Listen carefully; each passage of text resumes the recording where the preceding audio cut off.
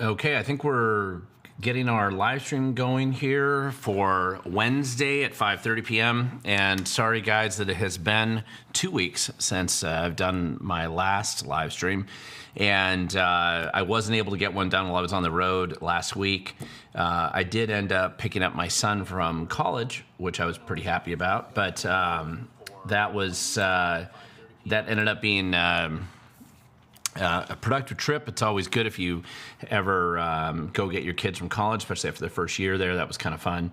But basically now, this is our first live stream. There's a lot that's gone on over the last couple weeks. Not sure if I can cover everything, but I'll jump into a couple things as we get going here, and hopefully this will make it a little bit easier for you to put your questions out there. I'm going to do the best I can. Again, as I've mentioned before, if you have a question, you can look at it down below here, and when I'm answering a question that you've asked, you should be able to see it on the screen as I'm attempting to answer it. And that doesn't mean I don't go entirely off on some tangents, which I've been known to do. But I will do my best to try to stick to the topic, do my best to answer your question, if I can actually do it. When I'm doing that, it'll be down here. But don't forget to add the @WeTheGoverned so that I can actually see your question pop up a little bit easier. What typically happens is, especially towards the end of the live stream, as more and more people are sending a lot of questions, it tends to kind of flood the zone. A lot of it's commentary back and forth between people who are watching the show, which is great. But I'm trying to find those questions as I'm looking at the screen here and going through the questions that are being asked. In fact, I'm going to move this just a little bit closer so it's a little bit less awkward for me to get to those questions. And I'm going to do my best to just kind of jump in here and get into the questions that you have. The one thing I want to mention is that if I saw you last night at the Republican Forum that was up at the East Side Republican Club that they put on, it was at the Garden Hilton in Redmond last night. I thought that was a standing room only event. East Side Republican Club did a great job putting that on. Just wanted to thank the chairs from Snohomish County Republicans and King County Republicans for being there, and Jim, the state Republican chairman, who's filled in for Dave McMullen from Pierce County. And so the three of them were the panelists, and it was just good to see so many people up there. There were some good questions from the audience, as well as other people who are running for office that were there. So I thought that was a good event last night. Let me know what you think if you happen to be there as well. If you thought the event went as well as I do, anyway. It was a good time. Just that's why I didn't, because I was already scheduled to be the moderator for that event. That's why I didn't do my live stream yesterday. So that's why we're on a Wednesday schedule. One of the topics that did come up last night, and it has been the common topic going all around the state, has been the Doge training classes, of which I've got 5 of them officially scheduled on the website. I do encourage you to go there. It's at wethegovern.com. It's the main article. I've got some other articles I'm going to have to post up, so it's going to kind of drop down in that list there. But I do have all those training classes set up in that website, and I'm trying to keep it updated as more confirmed. There are anyway, I'll just run through it real quick. So tomorrow, if you're going to be in Yakima, it'll be at the Yakima Christian Center. Most of these, again, usually sign-ups around 5:15. The program starts at 6. If there's any variation to that, it's listed at the website, and you should be able to, it's a first-come, first-served kind of thing. And so if you're in Yakima tomorrow and you want to learn about how to do some Doge training, feel free to come there. It's $15 if you come, and I think that you'll feel like you got your money's worth when you show up. And I usually stay around afterwards to answer any questions that people might have if they just have something that's more specific that's not answered in the original program itself. Next Thursday of next week, May 21st, I will also be at the Heritage Ranch Cowboy Church up in Skagit County. So that event seems to be getting a lot of feedback, so I think that might be a fairly large attended training class up there. The Tri-Cities, I'm going to be out there on Wednesday, June 4th. and I don't think we've nailed down the location there yet. And also, I'll be in San Juan County Thursday, June 19th. Again, I don't think I have the location officially nailed down. If you happen to be involved in the Tri-Cities organizing or the San Juan County, just make sure that I know the venue, and I'll make sure I'm posting it up on the website. Kitsap County is Thursday, June 26th at Maynard's. Again, the address, it's in Silverdale. The address is on the website. I know that we're kind of in this final stage of nailing down a second one in Snohomish County and a one up in Clallam County. It sounds like we're pretty close to getting that one nailed down. I think that's being worked around the Lincoln Day dinner that's going on up there, at least some of the organizers for the original training class. It's not a partisan class, but a lot of people who are coming here are Republicans or conservatives, and so oftentimes they're wearing double hats, two different hats, so they're helping the Republican Party as well, or a conservative group in the area. Anybody can kind of sponsor one of these.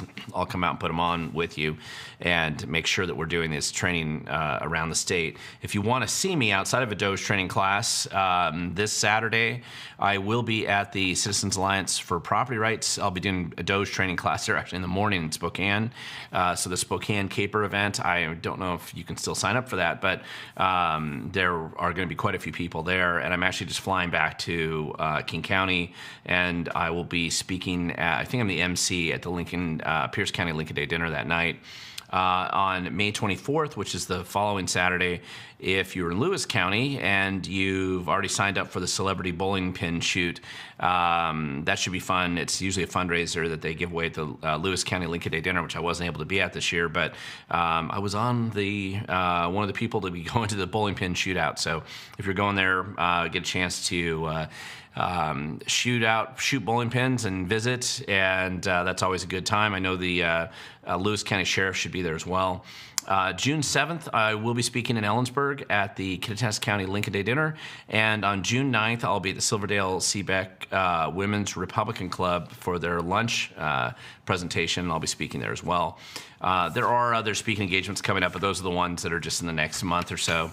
It's been very busy, and I anticipate, especially with another dozen or so Doge classes getting put on, I'm anticipating doing one up in Seattle and out in Enumclaw, and as well as a second one in Marysville and the one in Clallam County, I should say. There's a number of these getting set up out there.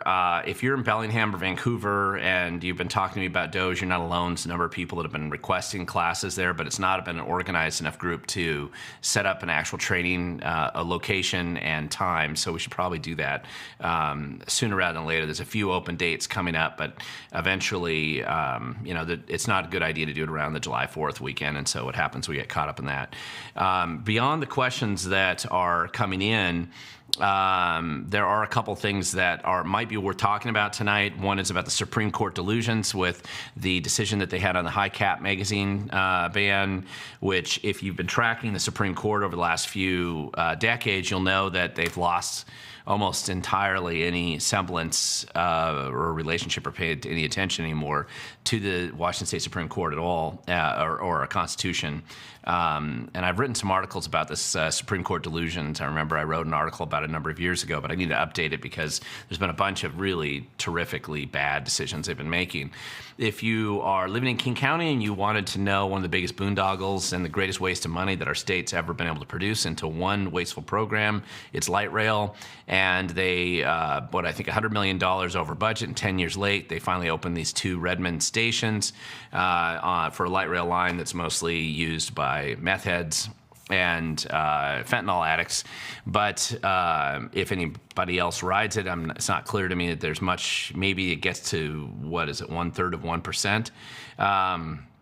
If you've been paying attention to Thurston County Judge Zip and her continuous decision to release the most violent and vicious criminals she can find in the prison system and make sure they get put out on the streets as quickly as possible to cause as much mayhem and death and destruction as she can get out there, there's been some good articles and stories have been written about that. And if you follow haywire.org at all, and you should, it's the top article right now on that site, or a series of articles that are related to that judge. And of course, the UDub Riot, where our good students at the University of Washington, or at least it looks like about half of them were students, decided to take over their engineering lab and destroy a bunch of CNC machines that were there that Boeing donated to the UDub. The campuses are frequently crazy, doing dumb things all over the place. The UDub is definitely demonstrating why it doesn't deserve any federal funding. But they did arrest 34 students there, which is probably somewhat of a change of pace, although they've all been released, and we'll see if any charges are actually pressed against those people. About half of them were students, half of them were just agitators and anarchists and stuff that were coming in to destroy parts of the campus. So that kind of stuff might be worth discussing today during this live stream, but we'll see how it goes. So I want to jump into some of the questions that you have, and also just want to mention a quick call out. Just because I was at the airport not that long ago when I flew out to North Dakota to meet with some activists out there and do some training with them. And if you were the gal that was in the security line as we were kind of passing each other at SeaTac, and you told me that you liked my videos, always appreciate that. Thank you for letting me know that you do watch the channels. And if you were up in Federal Way and you saw me at the H Mart there in the parking lot, then I really appreciate you coming up and talking to me as well. I know there's a number of other people that approached me in public in the last 2 weeks, but again, if you see me out there, feel free to let me know that you watch this channel and what you like or don't like about it. I always appreciate that. It's fun to run to people in public and to see something more than just a camera that I'm talking to in a live stream like this. So let's get into some of these questions. And there was a first question here that was asked, and this is from Connie Stanzak. What is your honest opinion of the enhanced driver's license, good or bad? Good question. At first, I didn't know what you meant by EDL, so I had to look that up. So the enhanced driver's license, obviously, the origin of the federal law that's actually being enforced now came out of the Bush administration in 2004 and had to do with a known weakness, and Washington State was one of the reasons why they created the enhanced driver's license situation. And the reason for it is that Washington State's been giving out driver's licenses to non-U.S. citizens and to illegals since 1993. They started doing it right after the motor voter law was passed at the federal level, which, if you remember right, it was that same year. That's the year that our Department of Licensing decided to just hand out driver's licenses to people that are not U.S. citizens. Probably nobody paid that much attention to it so much at the time.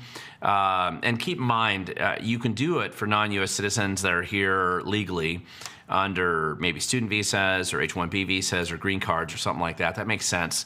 They have work, they have employment, they're here legally, and we want them to be able to drive and get insurance and be able to do it legally. So getting a driver's license is totally fine in those settings. What we don't want to do is just hand out driver's licenses to anybody that comes up and is completely unvetted with no identification of any kind. And anybody who wants to pretend like that's not being done at Department of Licensing is shockingly ignorant, or you're just lying, because they do it every single day. And so the problem was, after 9/11, there was a big panic, especially the Patriot Act and all that, and there was a general recognition that a lot of our identification that was being produced even at the state level, not every state, but a good chunk of them, was just garbage. And Washington State's driver's licenses are garbage because they weren't validating citizenship or anything really related to the people who went and got it.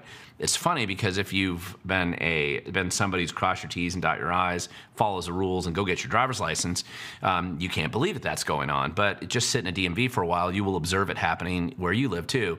And if you talk to anybody that works there, they'll tell you how many times that happens to them as well. Non-U.S. citizens with no legal documentation of any kind at all. Of course, they also get registered to vote at the same time, which is the bigger problem. Nevertheless, Washington State wasn't alone in doing that. There were other states that also were doing it. Maybe Washington was one of the first ones. I don't know, but we were certainly one of the bad ones. And that led to the feds passing a law in 2004 saying that you're going to have to validate citizenship. The problem was, for that law initially, is that a number of states did implement it right away, but a number of others just kind of floundered around because they didn't want to make the changes. And there was an ideological pushback as well from especially left-leaning states where where they wanted to set up programs to register people to vote who are not U.S. citizens and who are illegals. And so they didn't want to expose that problem. And it kind of went dormant a little bit during the Obama administration when he came in 2008. And so there was a little bit of fighting at the end of the Bush administration. A number of states jumped, usually conservative states, jumped on board, got it set up, and got it working. From a libertarian standpoint, there's a lot of pushback as it relates to a national ID. But that's kind of a separate argument to the reason why most of the liberal states or the left-leaning states weren't doing it, because they were doing it to actively facilitate the fraud of non-U.S. citizens registering to vote and getting driver's licenses with no validation of who they were. So that is what really led to the Trump won in the administration there. And what impacted Washington is in 2018 is really when they started pushing this, because under the Trump administration, because the Department of Licensing was cooperating with ICE as they were legally obligated to do under federal law. And Inslee stepped in and fired the head of the Department of Licensing at the time for daring to cooperate. And it led to a departure, kind of a brain drain within the Department of Licensing, and a vacuum filled by some of the worst people we can find in the state to go work there. And so it became just far worse than it ever was before. And so that's when our driver's licenses really became completely garbage. And so they decided to have this enhanced driver's license because they said you couldn't fly in airplanes anymore. Now, remember, this law was not passed by Trump. It was passed by Bush in the first administration, voted in by Congress, and approved. And now we're basically coming into when it's finally going to be implemented. So 20 years later, a little over 20 years later, they're going to finally implement it now. And so everybody's panicking about not having an enhanced driver's license. The only benefit I really see with an enhanced driver's license is the need to either enter federal buildings or fly with it. I actually did not get an enhanced driver's license myself. I have my garbage license that I get that's worth whatever plastic it's printed on, and then I have a passport, and the passport's what I use when I travel. And so that's what I chose to do. You don't have to choose to do that, but I needed a passport anyway. I used to travel a lot internationally for my old work, and it's kind of a habit now. So I just use that as my driver. I don't bother to get the enhanced driver's license, so I just have a passport for those reasons. So I understand the need. I don't like the fact that we've had to go down and do this. I somewhat disagree with you. I'm kind of on a libertarian side of the equation. I don't want federal papers. But at the same time now, we've run into a situation where, because of obscene and ridiculous policies that have been implemented in an effort to bring in a bunch of illegals into the country, and just the catastrophic kind of societal impact that that's had, this is just one of those efforts to try to control it. And unfortunately, best intentions oftentimes open the door to other bad policies. So I don't like the fact that we're having to do this, and I hate the fact that they're trying to charge us that much extra money to get the enhanced driver's license, but it is the way it is, and I haven't gotten one, and I don't plan on it. So that's what I think about that. I don't know if I actually dealt with that question properly, but that's what I think about it. Red-tail hawk. Washington used to be my favorite born-here state. Now I dread the local news, waiting for another bad law and tax to fall on our heads. Well, I don't blame you. There's a bunch of bad, dumb taxes that are coming that were passed recently. I do think that it's recently just set in. Como News did a survey recently, not among conservatives. It was just in kind of the Puget Sound area about what people thought about this last legislative session, and it was like 92% negative, 93% negative, mostly about the taxes. And I think it's just dawning on a bunch of people that weren't probably paying attention to what was going on in Olympia, including those who voted Democrat. Now suddenly they realize, oh my God, the clowns and the crooks just got done squandering our lifeblood, energy, and time and taxes, and wasting our future energies, because we're gonna have to go back and roll back a bunch of these dumb ideas, taking away parents' rights, imposing the guaranteed to fail rent control, which will just restrict the housing moving forward, and a bunch of other dumb ideas. Now, as much as the Republicans did, to their credit, even in the minority, kill a bunch of stupid, really exceptionally bad bills in the legislature. And I want to point out, many of you put a lot of comments in negative against those bills. And what's so funny about that is your comments did make an impact. Don't think it didn't. What's happening is the Democrats were so freaked out by the fact in the legislature, and this is what I'm being told by staff and other legislators who were in Olympia, they were so freaked out by the massive volume, largest volume in state history ever recorded, coming in opposition to all kinds of proposals, dumb ideas that they had, that they started habitually not reporting how many people actually signed in opposed or in favor of. The only time they would report it now is when the Republican who was on that committee demanded or requested that staff provide that information, which is funny because they used to just report it. They would always report this. I mean, I'm going back for me 15 years, but going in and testifying on legislation, it was just common.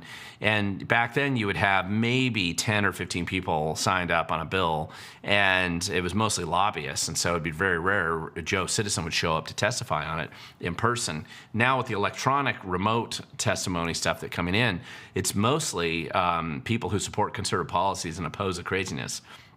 When I say mostly, I'm talking 4 to 1, 5 to 1, 20 to 1, sometimes 40 to 1 in opposition. And you may think that because the Democrats passed some of the dumb ideas that they're just ignoring you. They probably want to, but they're aware of the boiling opposition. Now what's happening is the survey is coming out on the reality of the stupidity and the insanity of what they did in Olympia is starting to seep in to people that were too busy getting their kids to school, getting to work, dealing with traffic, dealing with they're getting laid off or their company's moving out of Seattle, as 2,300 businesses have.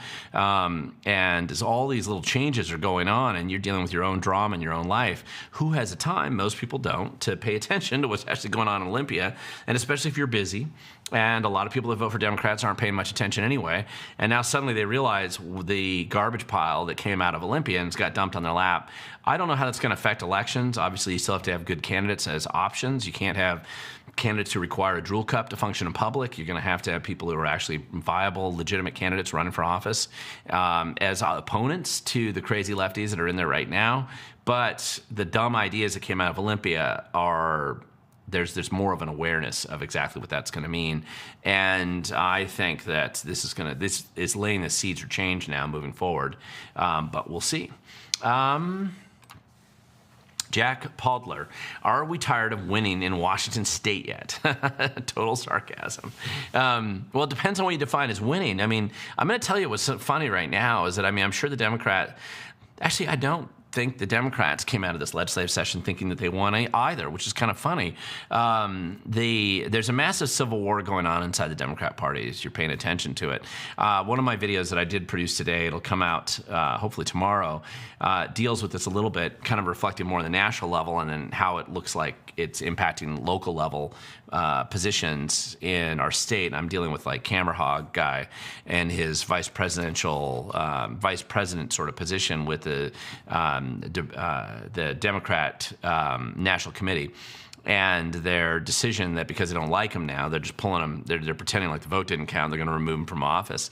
I'm going to defend Camera Hog, who I think is a crazy nut job, and he's a bitter critter, and you don't want him in charge of anything.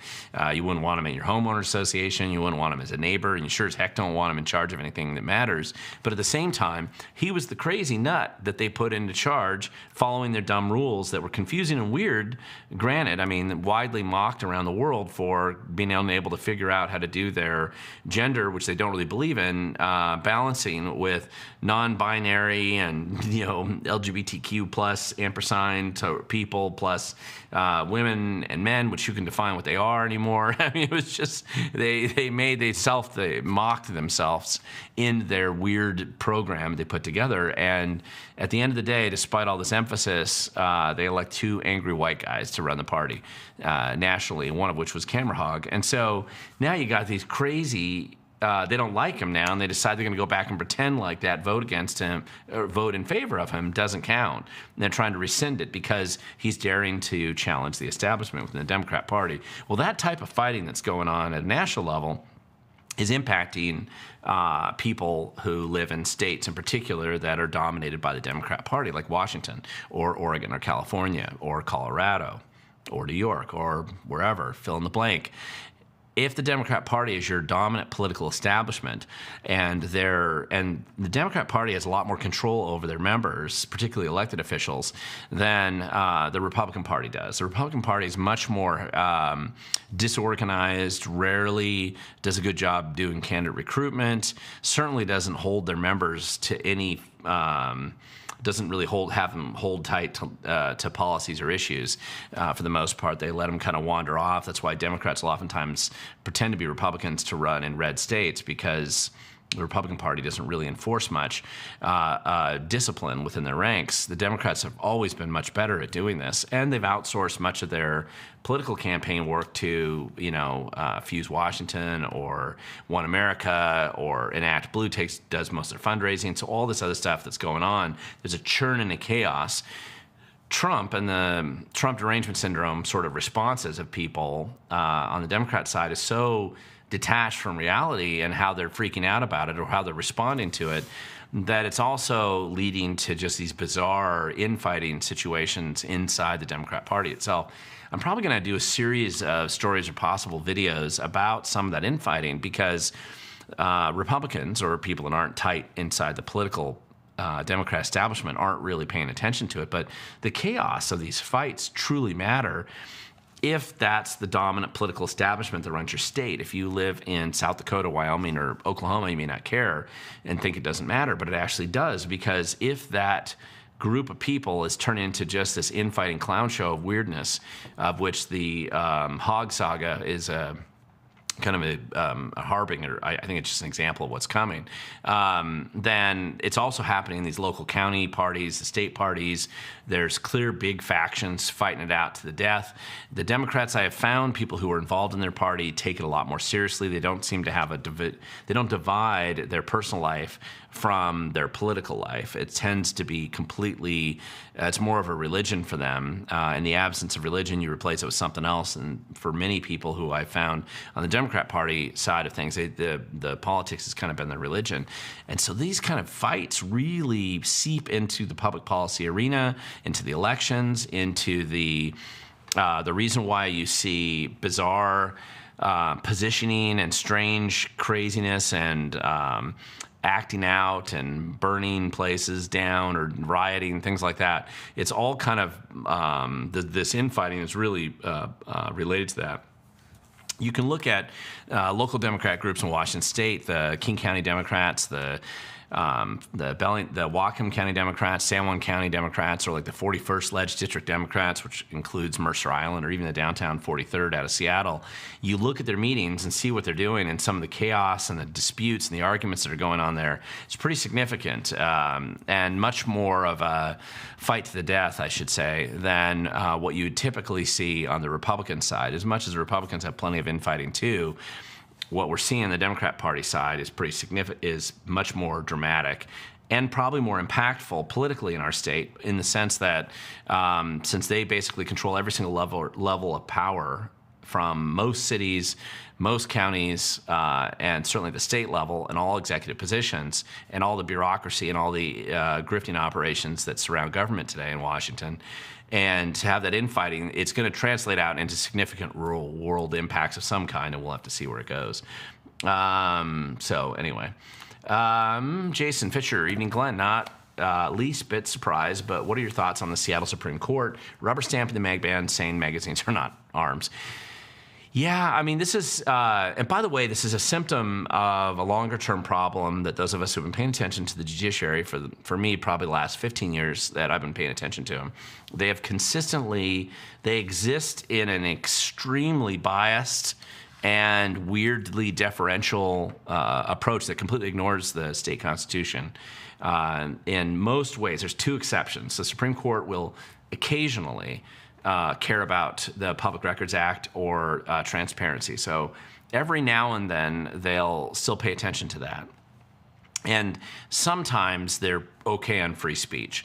That may be the last attachment they have to any kind of constitutional protections for an average citizen. Other than that, they seem to have gone down this dark hole into being deferential to big government. And it's more than just a partisan sort of affiliation. All of the Supreme Court justices are hyper leftists, so that by itself is that's just who they are.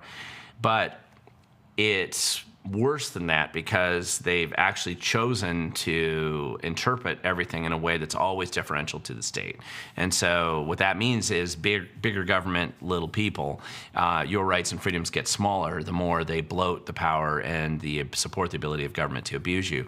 Whether it's with Second Amendment protections, which at this point in time, I would only fight those battles in federal court. I think the judiciary in Washington is in desperate need of massive reform, but that takes many years to do it, and there's nobody salvageable in the Supreme Court for the most part in most of these issues. There's a couple that occasionally you could convince me that they know how to read and interpret what they're reading, but they just don't care. And they're setting up multiple tiers of justice the way they're responding to it. So I'll give you another example beyond the gun issue.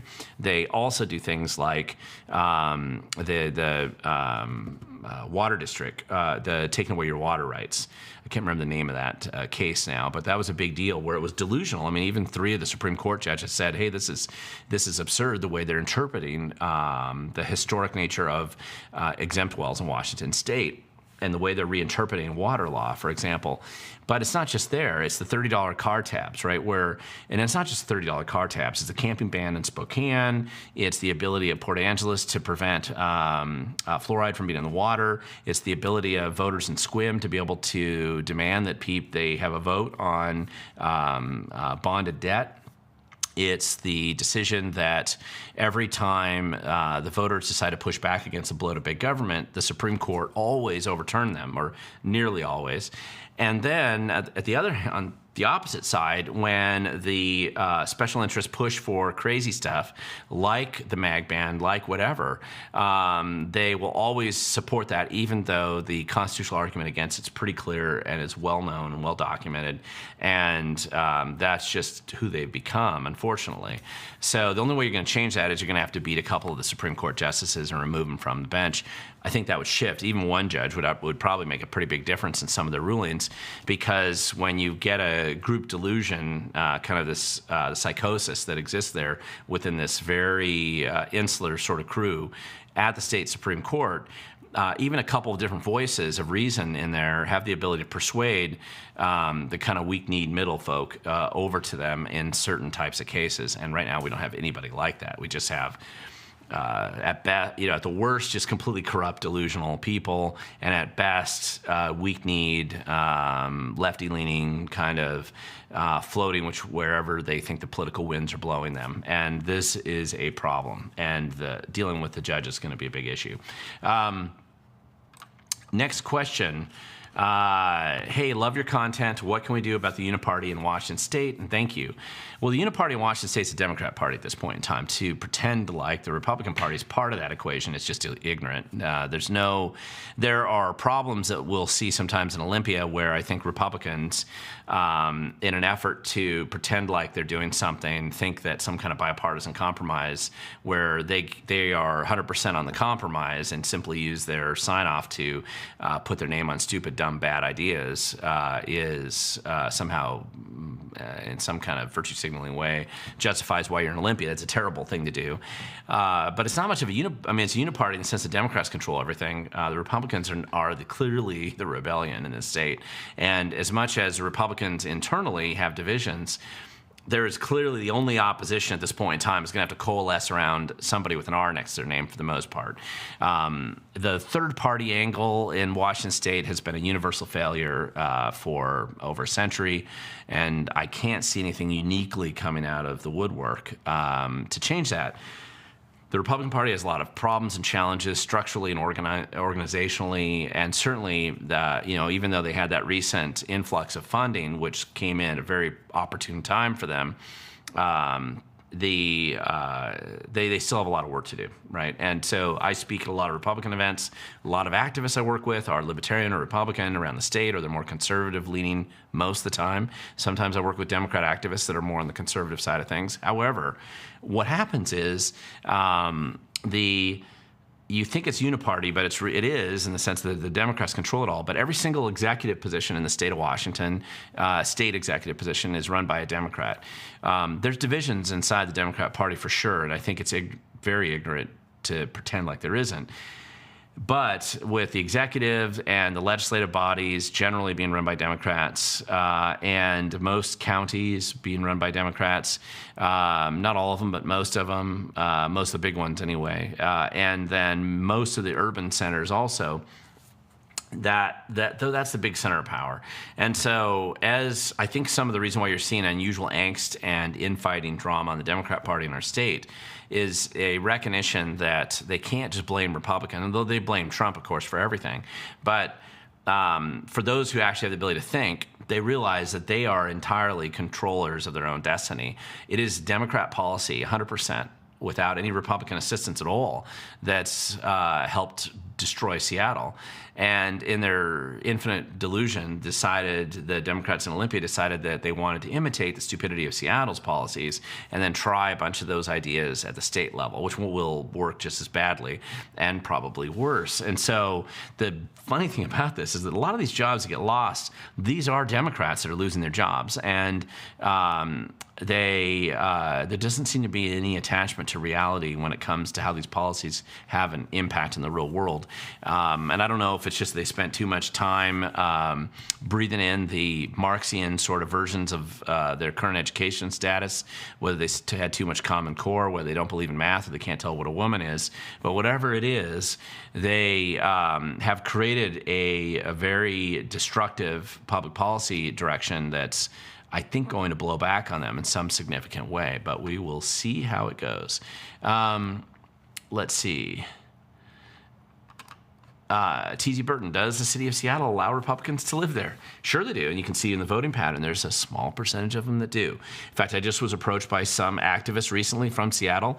The one good thing about that is if you live in Seattle, you have a lot of things to work on and expose that is being genuinely ignored. We don't really have any traditional media anymore. The Seattle Times long ago abandoned any pretense of being a journalistic enterprise. But for those of you who want to go out there and dig into what's really going on in Seattle, there's a ton of stuff to expose, and that's why I am planning to do a Doge training class, I think right down in Fremont, once we get the time and place scheduled, so it should be fun. And I'm really interested in how much the left blows back on that one. Michael Case, this protest at the UW that happened has a lot of people talking about the Chop Chaz and the fear that brought. Do you think this will hurt businesses and people living in Seattle? Well, Michael, yes, it will. If it's not just the 2,300 businesses that have either shut down or left Seattle, and remember, a good percentage of them they actually moved to Bellevue, or they moved to Kirkland, or they moved to Renton, or South County, or maybe to Snohomish County, or someplace. A lot of it was an exodus from Seattle, because Seattle's policies, they uniquely went down a particularly self-destructive, self-immolating sort of direction. And it'd be interesting that it'll be interesting to see how fast they dive and at what point in time the adults come in to take over. And the adults aren't necessarily Republicans always. Sometimes it'll be sane Democrats who do believe that math is real. But there's going to be a substantial pushback. No matter how bad it gets in Seattle, trust me, I lived in Manhattan before Rudy Giuliani, and I watched what the Democrats did to that city. And I also watched how fast it turned around with just one guy getting in charge, being elected to the city. And frankly, I didn't know that that was even possible. I brought Rudy Giuliani to campus to speak when I was a student there. And at the time, 15% of the city, I think, was registered Republicans. In that city, or in that state, New York, they actually do register as Republicans. So I brought them to Columbia to the college Republican meeting. I had about 100 students coming up there, and it was really interesting because I remember thinking that Giuliani had no chance of winning at all. I didn't even think there was any hope, and I watched him destroy David Dinkins in that re-election effort. Dinkins was probably one of the worst mayors that people have ever put in charge of even in New York City. And Giuliani made such a major difference when he took over. I mean, genuinely, it's impossible to argue the fact that it was probably the largest drop of violent crime ever recorded in modern urban history. So it demonstrated the ability to actually make some pretty big impacts that I would have disputed as being both utopian and unrealistic at the time. And so what I have seen is that change can happen a lot faster than people realize. Now, it goes both ways. You can destroy a city very quickly, as the Democrats have demonstrated recently with Seattle, and as they're trying to demonstrate in Spokane and in Vancouver and in Olympia and in Bellingham. That does seem to be their highest priority, is to get in, take the city over, and destroy it as quick as they can. However, as they have these demonstration test projects of how they plan to run government, there are still normal people and sane people to push back. Sometimes they don't realize really who they're voting for. And it doesn't help that we have a corrupted media that's traditional, that does a good job of trying to hide it. But anyway, we'll see how it goes. Let's keep going, because there are some questions. This is not a question, but I'm going to point this out. Chris Peck, good point. Patty Murray's net worth is estimated upwards of $3.4 million.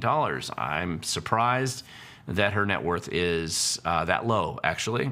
Most of the Congress people have much higher net worths than her. But I do want to point out that Patty Murray was voted for, I think, 15 years in a row, the dumbest federal senator in Washington, D.C. I don't think they take those surveys anymore, because she kind of had that locked up for over a decade and a half. And so I think they stopped doing that. Now, obviously, once you're in that position, you're probably not so important in the sense that your staff are running the show. You probably aren't. But that means that she didn't take full advantage, that Pelosi and a lot of these other longtime elected officials have done a much better job.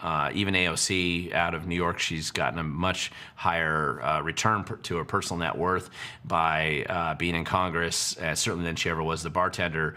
And Patty Murray seems like she's kind of on that lower end there, so she just didn't do as good a job. And so that's interesting that it's that low. Let's see. T.Z. Burton, Washington State Democrats should vote Democrat harder. Democrats voted for higher taxes. Yes, they did, and that's the price they're going to be paying. Jason, what's your thoughts on the University of Washington's takeover and the destruction of $1 million in lab equipment, and will there just be a slap on the wrist? And I'm sorry, because this is actually related. This question's related to Michael Case. You had asked this question a little bit earlier, and then I got off topic, so sorry about that. Let me go back to this UW takeover, because it was absurd. Number one, it looks like, and the Como News did actually a pretty good job on their, so I mean, they actually seem to be committing acts of journalism sometimes, and I think their review of that takeover, at least the post-disaster sort of reporting, seemed to be okay. And one of the things they did is they went into the lab, and it was just amazing to see all the stupid damage that was done to these CNC machines. Now, I have a manufacturing background. I used to work for startup companies. These are expensive machines, and to pointlessly go in and destroy them as though you're making some kind of protest for Palestine.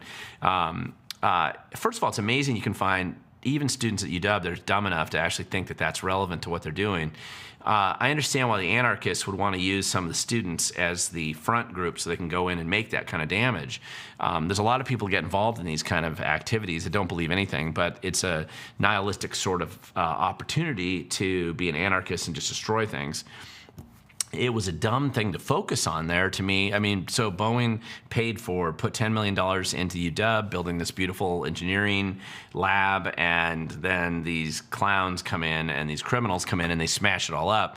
That was a lot of damage. If you're familiar with how those machines work and how expensive they are, looking at the damage that was done to it, the pointless destructive damage, this is how the left operates. It's just about destruction. It's not about building anything good. And it's always for some kind of utopian, bizarre scheme that has no attachment to reality, as those guys that they interviewed clearly indicated. Obviously, if I was the UW, any student involved in that would be permanently expelled and never allowed to come back to the campus. If you had a real prosecutor, then I would also throw the book at the people who did that kind of damage. It's not a real protest. That's just purely violence and destruction for the purpose of doing it.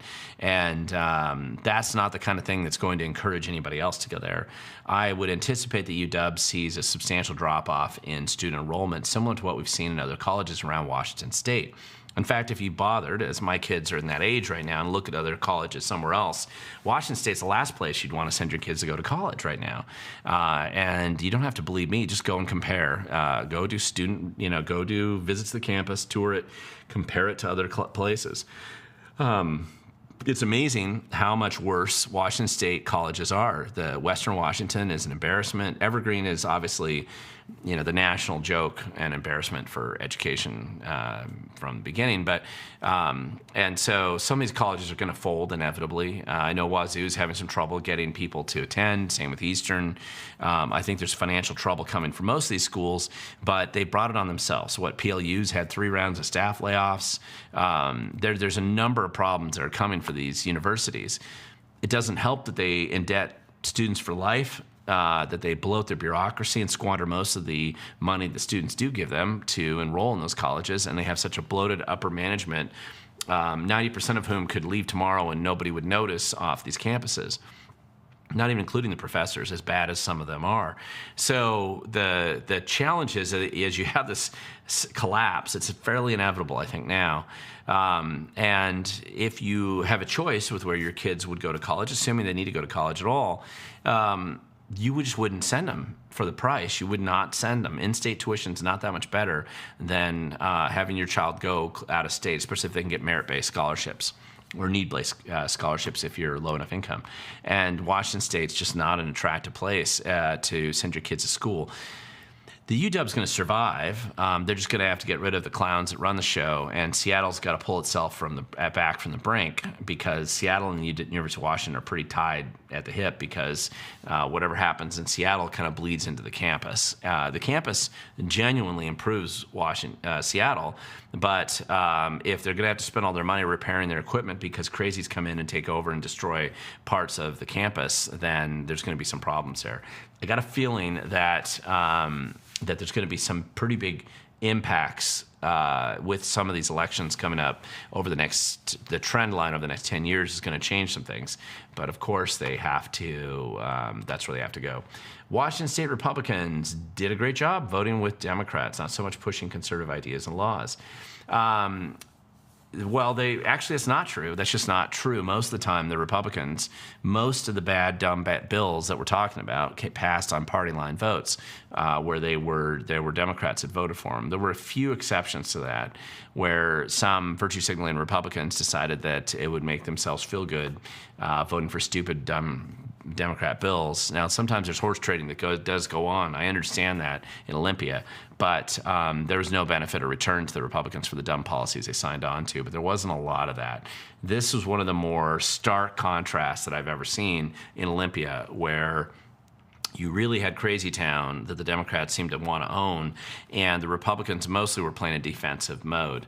There were some great efforts by the Republicans putting good amendments on some of these bills. Like, one of my favorite ones was them pushing, just as an example, and there were plenty more of these, but they would push back on examples like there was the one bill about the student, or it was a school funding bill thing, that had to do with the fact that these superintendents are making ridiculous amounts of money on their severance clauses in their contracts, and they're getting paid $500,000, and it's just absurd. And so the Republicans had a great clause there, say, listen, we're paying for these public schools. Why don't we cap the salary of a superintendent at $250,000? Right? Seems reasonable. Every Democrat voted against that. Democrats do not care about your kids at all, and not a teeny bit. What they do care about completely is the bloated bureaucracy. That is all they care about. And that was one of the votes that was really good there. There were a number of other votes that were like that I thought that were pretty good. Dawn, what Port Angeles was prevented from removing fluoride from their water? Yeah, it was about 20 years ago, maybe roughly 20 years ago. There were activists in Port Angeles. I do not believe this was a traditional group of conservative activists. I would say it was probably combination of some conservatives and some libertarians and some other citizens that didn't want fluoride in the water in Port Angeles. They were pushing back against the fact that at the time, the bureaucracy inside the city of Port Angeles, which had its own water system, that they wanted to fluorinate the water. And so the citizens didn't like that. They're pushing back on it. A lot of the water systems in Washington aren't fluorinated, but that one was. There was fluoride in it. So they wanted to push back on it. The city council wouldn't listen to them. And so what they did is they changed the form of government because at the time, the city of Port Angeles didn't allow local initiatives. So they went down the false promise of local initiatives that creating a charter for your city would allow. So they went down that road, they created the charter, and they pushed local initiative for removing fluoride from the water. Passed overwhelmingly. 80% of the population said, absolutely, we don't want fluoride in the water. Well, that case was appealed by the bureaucrats and the Democrat politicians in Port Angeles. It went all the way up to the Supreme Court, and the Supreme Court ultimately said, sorry, citizens, peons and peasants of Port Angeles, you do not have the ability to make decisions like this because we consider this an executive level or a decision that bureaucrats can make, not one that is legislatively made. And so therefore, you get no say in this matter, tough luck, suck it up, and they threw it out. It happened on a similar time frame to a local initiative effort in Sequim to require voting on, and that one lasted much longer in the court system, to require voting on the capital bonding for larger debt. So if the city was financially sound, there's a certain amount of bonded debt the city could take out without going to a vote of the people because it wouldn't require raising taxes. And the citizens in Sequim decided, hey, listen, we want to have the ability to vote on dumb debt ideas that our elected officials would take, even if it doesn't initially increase our taxes. It puts our city in a risky point 10, 20, 30 years down the road financially. If we have this debt overhang carried over, we want to vote on it, regardless of whether it increases our taxes or not. That was appealed all the way to the Supreme Court. It took almost 10 years. Local Guy did a great job on that. It was, again, overwhelmingly supported by people there, 80% plus. It went all the way to the Supreme Court, and the Supreme Court, this was 15 years ago or so, also shot that one down, saying, sorry, peons and peasants, you don't have the right to tell your elected officials that you should have a little bit of oversight in regards to their imposing debt on you in the future. And that's a similar ruling. Those two rulings actually served as kind of the foundational ruling for why you saw things like the $30 car tabs, why you saw, which is a little different because statewide initiatives have a little bit more legal protection to them, but local initiatives have very little. The Mukilteo red light camera effort from 2012, if I remember right, or 2011, back in that time frame, and then more recently, the Spokane camping ban. All of this is lumped together on this. And it's the same decision-making process. The Supreme Court believes you're peasants and serfs, and the bureaucracy gets all the deference, and they can do everything to you that they want. And the argument that the Supreme Court uses is that you just have to replace all the elected officials first. So anyway, it's quite a bit. It's kind of a big deal. Let's see. Roger Bennett. This is your argument with Patty Murray. Let's see. T.Z. Burton. Democrat infighting is either socialism or communism.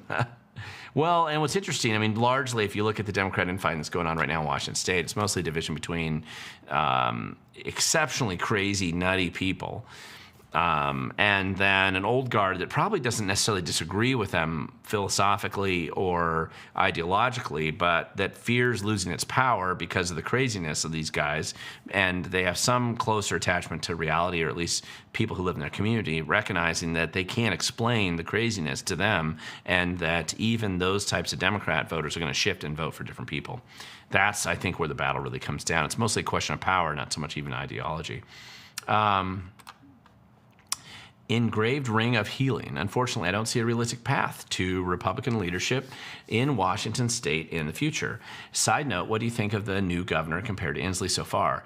Well, I mean, there's always a path. Listen, everybody always thinks that that trend lines continue forever and that there's no change in the world, and then suddenly we're all surprised when some big change occurs. So I don't tend to believe in either a fatalistic or an overly utopian approach to human nature, because that's just not been historically realistic to where things typically go. Good question about Ferguson.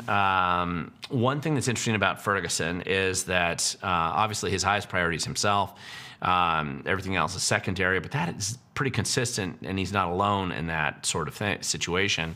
What's interesting more with Ferguson is the infighting. Again, I think this is a little bit of a reflection of some of the other infighting going on in the Democrat Party, where they didn't like his policy staff, didn't like some of his attitude about a few things. And so by chasing, I did a video about this a while ago, of his policy staff, which all vacated, and the fact that he was banned, Ferguson's staff were banned from the caucus rooms, the Democrat Party in the House and Senate. That was weird and unusual. And Ferguson is attempting to pretend like he's normal. That's always hard when you aren't, but it's interesting that he's trying to pretend like he's a normal guy so that he can have some political future post Washington State. Ferguson's under the delusion that the national that America would actually accept him as president, which I find amusing a little bit. But maybe when you're governor, you don't have any other option, and so you're trying to look for some higher position at some point in time. I don't think that's super realistic, and neither does his staff. But they kind of, from rumor has it that his staff thinks he could be a vice president nominee. And that's always possible. But with the way, and because of that, he wants to have Washington not self-immolate while he's still governor. But he's dealing with the overhang of Inslee's craziness and his own party's insanity. And I think that's going to just be, those are burdens, and heavy burdens, that I don't think you can overcome. Star Dante at We the Govern. When will the Let's Go Washington initiatives be ready? Good question. Probably, I would anticipate the next month, maybe a little sooner. I don't know, but I would pay attention to what Let's Go Washington says. I haven't talked to him about that lately, but this is a good thing that would happen. Engraved Ring of Healing. I believe water fluoridation was eventually stopped in Port Angeles, and I think you're right. I think it was. It's just that the initiative process wasn't allowed to be the tool, and that I think it took nearly a decade fight, however, and that's true. One of the other things that affected Port Angeles was they were getting most of their water from, it was that dam that they tore out up there, and when they tore the dam out, it destroyed the water system that Port Angeles was using, and it created all kinds of problems for them for many years, and right around that same time frame, because of all the impact on their water, that was when I think they got rid of the fluoride in the water at the time. Let's see. Yes, then we have this one, Don. Good question about this. Both those bad bills with the hate bill. Yeah, that's right. That's the one that they're arguing. They are trying to enhance the was a hate crime definition, making that broader, which of course will be used to abuse people like me or like others that say something that they don't like. What are your thoughts on Congresswoman Perez protests at her town hall being run I'm assuming out of the building? Reminds me of the French Revolution, where eventually everyone had their heads cut off. Well, you should attend one of these town halls. I didn't go to them because most of the lefty guys there would know who I am, and although I should, just to see how they react. My wife did go to one of them and reported back to me that, one of the things Glusenkamp Perez is in an interesting situation. She's my congresswoman. I live in the 3rd congressional district. I'm in one of the very top precincts still in that district. I've had nothing but good experiences in working with her office, just so you know. I mean, to be perfectly fair. And I think it's important that you are fair when you're describing these things. So she and I may not agree on a lot of her votes that she's taken. We certainly aren't in the same party. But that being said, she's actually been pretty good at constituent services in my interaction with her, which has mostly been with my kids applying to military academies. But I've had a chance to be there and talk to her a number of times. I've seen her in these settings. And, listen, whether you are represented by a Democrat or a Republican, regardless, it's wise on their part, regardless of your political affiliation, to have good constituent services. So at least she seems to have that kind of an attitude and approach to it. It's very difficult in her position, and she's going to be in the toughest position anybody could be in because that district is trending more Republican over time. And her election is always going to be considered, the election in that seat is going to be considered high risk for a Democrat for a long time. So when you're that far underwater in the way your vote, the theoretical vote pattern in your community, that district went for Trump. As a Democrat, you're going to have to try to take balanced votes that allow you to split the Republican vote up between you and whoever the inevitable Republican candidate is. That being said, the Democrats hate her. I've been to these, I've had videos sent to me of a lot of these hearings. Every lefty protest that goes on in Vancouver or in these other places in the Southwest Washington area where that congressional district is located, they clearly don't like her, and she gets booed everywhere she goes. That's a fascinating position to be in as a politician, but that's the road she has to travel down, and that is not an easy one, I think. Let's see. Dawn, did they identify specific students who vandalized? Yes, they did, and they arrested 34 of them. Not all students. They arrested 34 people. Originally, it was 30, then it was 31, then it went to 34. I think about half of them were not students. The question is, they've been released. None of them are in prison, last I checked. However, now the decision goes to the prosecutor's office, and it's typically they're trespassed. Like what they're typically charged with is like a low-level felony, high-level misdemeanor, gross misdemeanor on destruction of property and vandalism and things like that. And I imagine that the plea bargains will be relatively light, and that slap on the wrist is the most that we could expect from them, unless for the first time in modern history, if the UDub actually gets a spine and they actually kick the students out.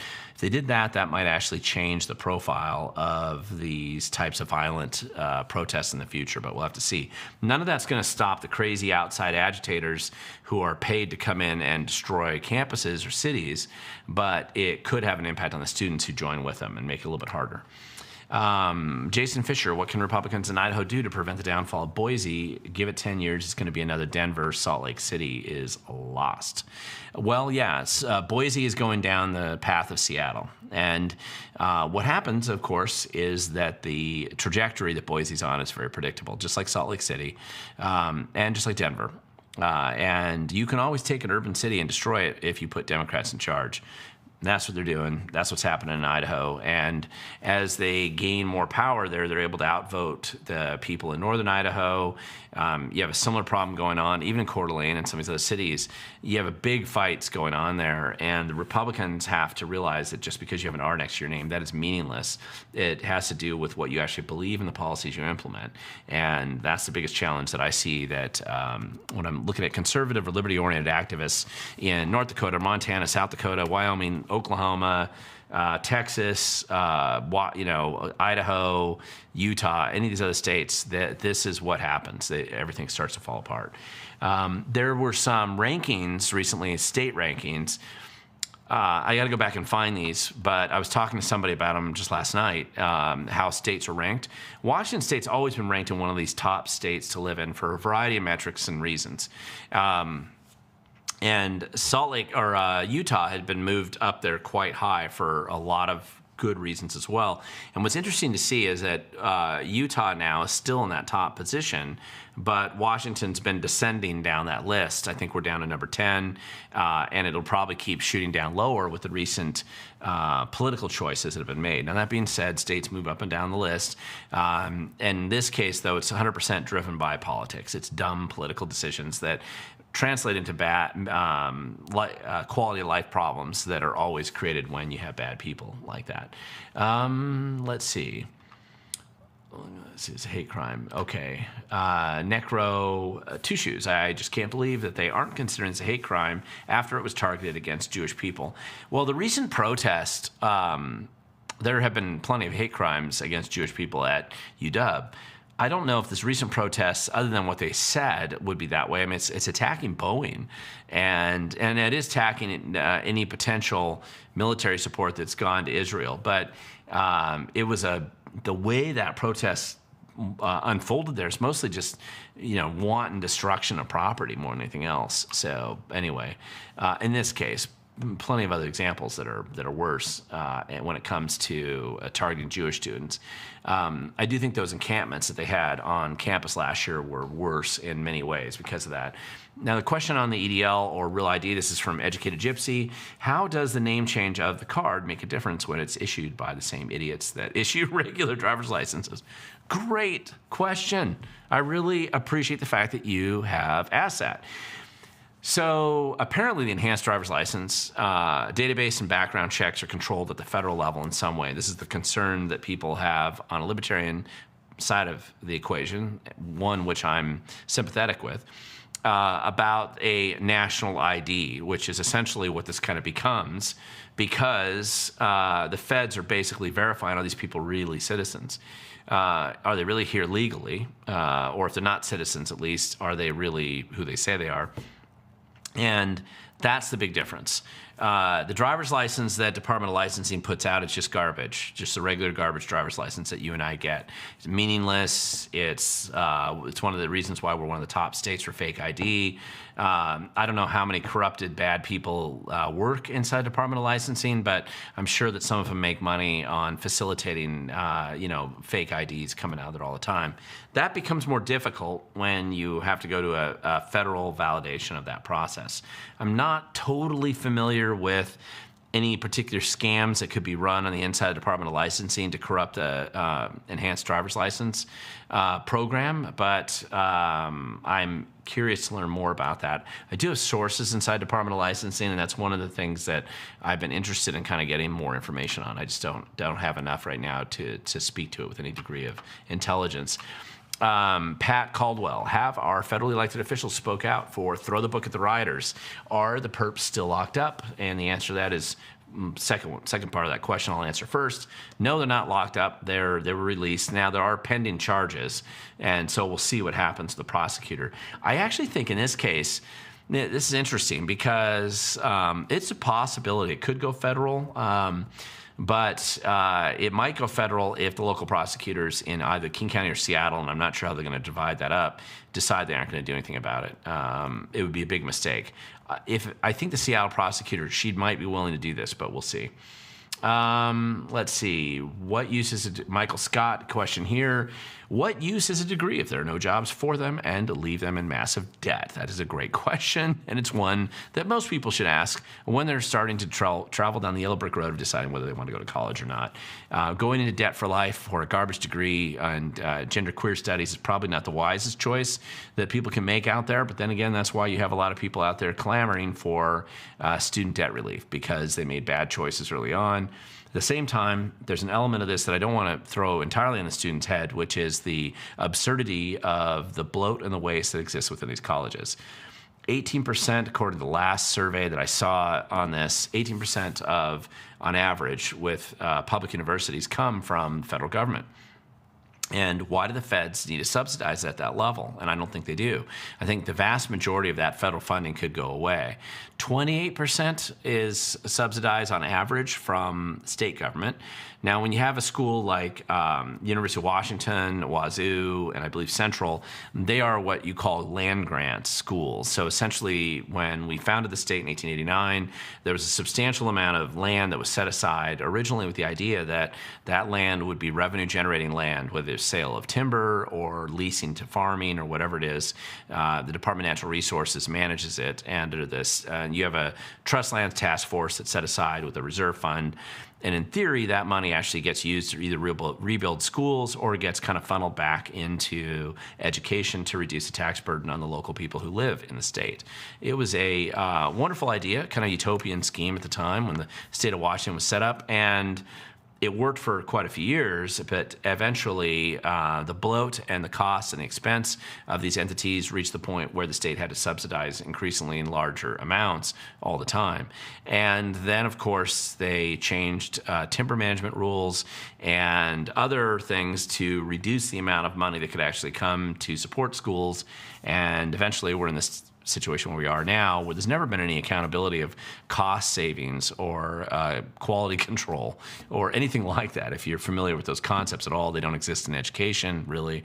And so this is the problem. So we'll see where it goes. Alpha Ching, Charlie Tango, do Democrats want all conservatives to leave the state? And the answer to that is, of course they do. They would love that for those who are ideologically inclined. They just don't want your money to leave the state, and they don't seem to be able to recognize that if you left and your money left, they wouldn't have anything left themselves. It's more like Detroit is the final outcome. But that being said, it's kind of one of the reasons why I think they push that, particularly why they're doing a bunch of crazy dumb stuff. They don't care if you leave the state. That's irrelevant to them.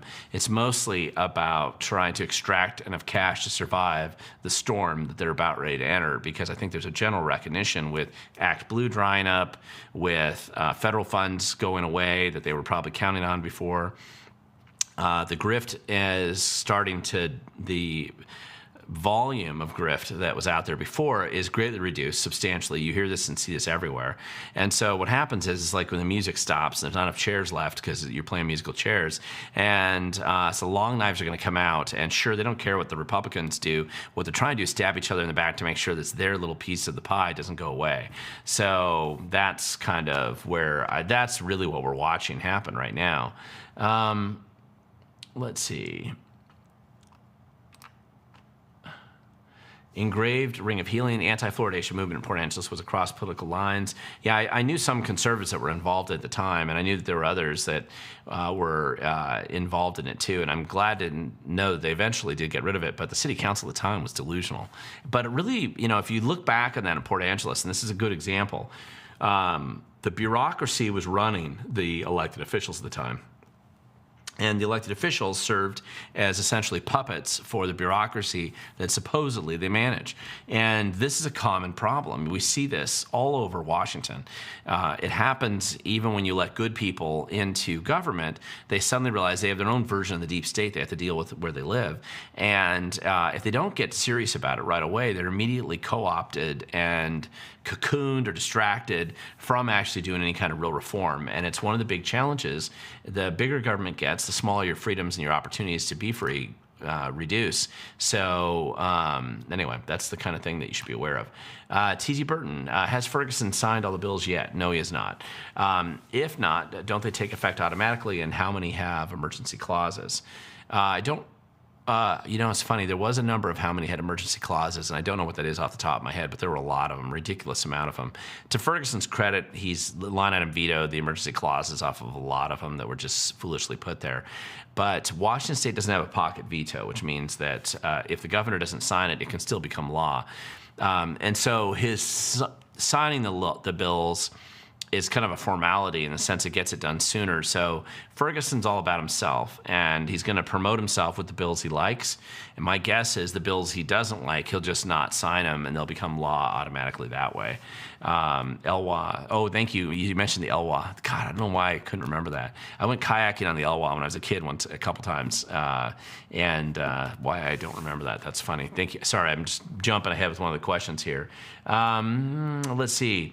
Ray Stewart, with all these new taxes coming up, what's the chances that bowling that Boeing starts pulling out. Oh, Boeing starts pulling out of Washington. Well, remember, Boeing already moved their headquarters to Chicago long ago. They moved a bunch of manufacturing to South Carolina.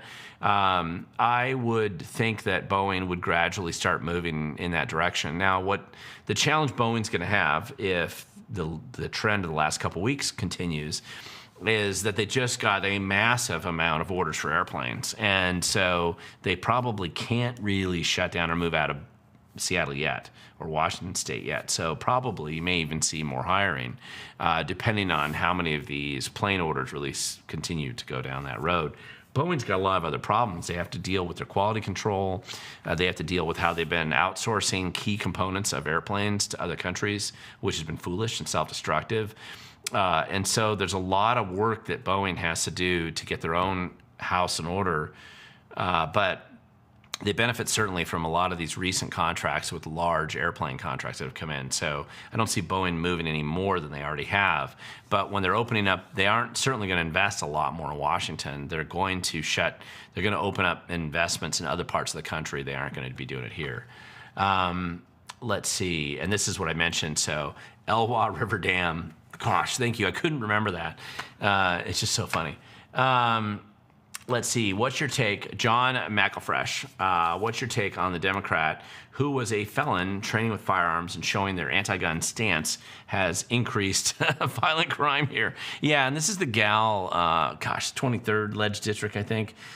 She was a convicted felon, which by itself, listen, I mean, you can come back and reform, and she did. She went and got a law degree and, restored her some of her rights so that she could run for office and have a law degree. And she was used as a poster child by a bunch of people who are desperate to convince the rest of us that convicted felons can change their ways and come back around. And I do believe that there's a righteous path to recovery for people who decide to really turn their life around. The problem with her is that she really didn't most of the time. She seems to use her time in office to enhance the ability of violent criminals to have better access to committing more crimes with less consequences, which is not what you would expect to see from somebody that's been a reformed felon, which is unfortunate. But yes, I loved that picture of her out there practicing with firearms. It was kind of classic. Let's see. It's easy. She never has to worry about getting voted out of office. Let's see. This is funny. I'm sure the students will win a 7-figure settlement from the state. Let's see. Which LDs do you see as possible gains and losses coming up next year? Good question, Tom. So this is a good question, and it's probably one of the parts that is interesting. I would say that the 26th and the 5th Ledge District, which is Issaquah, is the 5th Ledge District. 26 is mostly Kitsap and Pierce. Lion's share of the voters are actually in Pierce County over there. Both of them have Senate seats up. The Issaquah one, because the Democrat was out running in the Issaquah Alps, which I used to run in sometimes too when I lived back in my Newcastle days where I had grown up originally, and where I stayed on our farm the last few years before we sold it. And I used to run out there in Issaquah Alps. Bad cell service. A senator went out there, the Democrat senator in that district was out there running, and he died of a heart attack. And so that is an open seat right now. The Republicans are running Chad Mogendas, who has been elected in that district in the past and has probably a reasonable chance of prevailing in another election there. That's a special election going on right now, so we'll see how it goes. And then the 26th Ledge District is because the former senator there became congresswoman in the 6th congressional district, which is the Olympic Peninsula. And so that's an open seat. And Michelle Caldeer, who's a Republican legislator in that district, is running for the state Senate seat and also has a good chance of being elected because she's already been elected several times in that district as a representative. If those two Republicans win, or even just one of them, it ends the Democrat supermajority in the Senate, and it's going to really slow down some of the debt issues related to some of the crazier decisions that the Democrats have made. If both Republicans win, that's going to scare the heck out of the Democrats. When that rolls into the 26th Ledge District, there is one other seat that's up and running, but there's no Republicans really running in it, I don't think.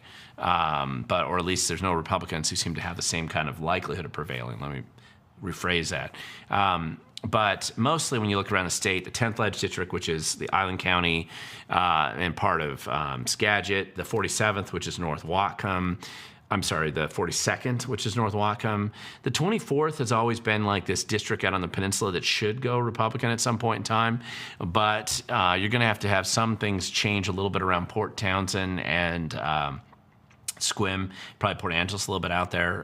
It all depends on how much pain and suffering the Democrats want to continue to have out there. But I do think that district eventually becomes a little bit more Republican, or more likely to swing Republican. It's one of the last rural districts that hasn't gone Republican in recent times. And then you have the 47th Ledge District, which is in Kent, which is also kind of a working class, family-oriented district that's suffered under crime and dumb policies, that I could see that district flipping Republican. It's been Republican fairly recently, so I could see it going that way. I still think Federal Way also in the 33rd Ledge District, 30th Ledge District around Federal Way is also one of those districts that could swing that way a little bit. You have a split district down in 18, which is in Vancouver, where the Democrat could potentially lose her seat there. You also have the 28th Ledge District, which is South Pierce out on the water, which is another district where it just surprises me sometimes that the Republicans don't have a candidate that prevails there, considering the demographic makeup, mostly of military people who live in that district, or retired military people. That's one of those districts that also should go Republican. There's some other districts up north of 44th, up by Lake Stevens, I think. There's some others that could have the ability to shift in different directions. T.G. Burton, have you been invited on any other podcasts outside of Washington State, like Badlands Media and Rumble? They cover national politics and are never mentioned. Oh, and we are never mentioned. I haven't, but I'm happy to go on them. I mean, I have been on some national podcasts before a few times, but... and I would go on any of them if it made sense, and I'm always happy to. I don't know why they'd want to talk to me, but if they wanted me on there, I'd be happy to do that. Jason Fisher, what are your thoughts on Oregon's gun bill that will ban binary triggers and institute waiting period? Seems they are racing to the bottom with us. Yeah, Oregon and Colorado and New York and New Jersey and a number of states are all trying to race to the bottom, but I think a lot of this stuff's going to slow down or stop just for other reasons. Scully, if the governor doesn't have to sign it for it to become a law, then what are we paying for a governor position for? Well, great question, but it's constitutional. That's why he's there. It's mostly a figurehead position. You could be like Inslee and pretty much do nothing and make things worse. You can be like Ferguson and do nothing and probably also make things worse. I guess we're paying for governors just to make things worse, mostly. At least that's been pretty recently. What type of pushback will the reparations tax get? Mostly the reparations tax. Part of this was kind of concealed in this like a limited budget, environment. And so I would anticipate that it invites federal investigation into Washington State because of the race-based orientation of the public gifting of funds. So we'll have to see how it goes. This is a good point, not a question, but I'll bring it up anyway. Carrie E., Untrained Eye, Pacific Northwest. Most orders are for 787s, which are built in South Carolina. So there's your answer. For those types of orders, you won't see any jobs in Washington State for those ones. John McElfresh, have you ever thought of coaching the Republican in the state so that they can get their act together? Sure, I've thought of it. I don't want to be the Republican Party. And being the Republican... I am a Republican. I'm a PCO, but I don't want to be in a leadership position in the Republican Party. I'm not sure that fits my skill set very well. I'm here to help. I'd rather help activists and people who want to run for office. So I'm always happy to coach and help people at that level. And then we have to see where it goes from there. Let's see. I think the 24th District will likely remain Democrat. I live in the 24th District and observed Republicans leaving the area and Democrats, particularly wealthier ones, moving in. And you have a good point here. The one question could be the 24th Ledge District is kind of an escape valve for Seattle. As they destroy themselves in Seattle, they're escaping across the water, going into Port Townsend, going into Port Angeles. Beautiful climate out there, and obviously, just like the rest of Washington, there's some beautiful places in Washington, and it beats most other states hands down. So, but we'll have to see. It really depends on, there's also some election reform issues that I've mentioned in other videos. I think that's going to have an impact on some of these election results that are a little different than what people would necessarily presume. What is the Republican plan to start taking back 1 or 2 local city councils, school board, county seats back in each day in King, Pierce, and Snohomish County? And do we have a plan? When I say we, you're saying if the Republican Party has a plan. And they do seem to have a plan that's probably bearing more fruit now than it ever has in the last couple decades regarding school boards. So there are a lot of people running for school board right now that are more conservative leaning than probably any time in the last 2 or 3 decades. And part of it, of course, was just the epic self-immolation and stupidity of Chris Reichdal and the policies that were implemented even before he got there regarding dumbing down the education system, chasing everybody out of public education, inability to figure out what a boy and a girl are, destroying women's sports, destroying merits, destroying high cap programs, just doing all kinds of insanity. That tends to drive people finally to recognize the school board position matters. And with the conservative caucus seeming to take over now at WASDA, which is the Washington State School Director Association, it looks to me like there's a big shift going on. There's more conservative people running for school board now than ever has been, and I think that's going to increase. Now, that's why the Washington Education Association is panicking. That's the public sector union that helps destroy the teaching profession every day. They show up to work and destroy your kid's future by extracting as much money as they can for political power. In some ways, I think in Washington State, the union is going to become more powerful moving forward, mostly because of the fact that with Act Blue collapsing and under federal investigation, wherever that ends up going, I'm sure something will replace it in the end, but it won't be nearly as big, and it'll probably be a little bit harder to commit the same kind of fraud. The unions kind of fill in this gap of financing, which is, they're pretty big still in our state. So they have the ability to direct a huge amount of their resources into the political world, which they kind of need symbiotically to exist, because if they were especially teaching in public sector unions, if there was a little bit more attention paid to how bad things are going there, a lot of them would lose their jobs and the union would be shrunk substantially over what it is today. So we will see where it goes. Guys, I've been doing this for about an hour and a half here, so I think I'm going to call it a night. I've got some other work I'm trying to get done this evening as well. If you were at the Doge training class tomorrow in Yakima, I look forward to seeing you there. I think that'll be good. I think we'll get a lot of good stuff done. If you're in Skagit County next week, I will see you there. I'm anticipating next week to do the live stream on Tuesday, kind of back to our roughly regular schedule. So I'm going to try to do that, and we'll see how that goes. There's a lot of work to do out there. Just remember, a lot of your neighbors and community members have no idea what's happening. And it's helpful probably just to give them a little bit more of a heads up on some of these policies and programs. And when they ask you, what the heck just happened to my car tab costs or my property taxes or sales tax or use fees or whatever it is, it's helpful to explain to them the Democrats have been 100% in charge of it, and they certainly like to extract your cash and take it to waste it on whatever they're going to do. So I'm looking forward to seeing you if you're at one of these events coming up. If you are involved in some of the planning or organizing for San Juan County, Kittitas, or no, I think it's, no, sorry, Tri-Cities, the second one in Snohomish, the Enumclaw, or the Fremont one, downtown Seattle, get back to me as quick as possible so we can get those dates. Some of you have already confirmed the dates, but I want the venues up there so I can give people heads up far enough in advance on the website so they know when those training classes are coming up. And if we don't have the dates nailed down, we got to nail those down quickly, because a lot of people are kind of looking at the same dates. First come, first serve, and first one to nail down the date gets the date, because there's only so many days in the week that I can put these classes on. A lot of good, positive feedback coming out of this, so I'm excited about it. And I think this summer, many of us are going to get much more aggressive in how we are involved in pushing back on the corruption in Washington State.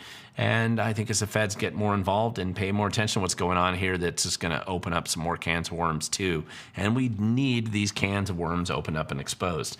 So with that, I'm going to end this like I usually do. The future belongs to those who show up. If you don't get involved, then you get the crazies like what we have in Olympia. And it's not just about you and I. It's about growing and bringing more people and getting more people involved and sharing the truth about what we discover to the widest group of people we possibly can. So with that, look forward to seeing you if you're going to be at one of these classes or events that I'm speaking at over the next couple weeks. We'll see you next week on Tuesday. Be good and be engaged. Thank you.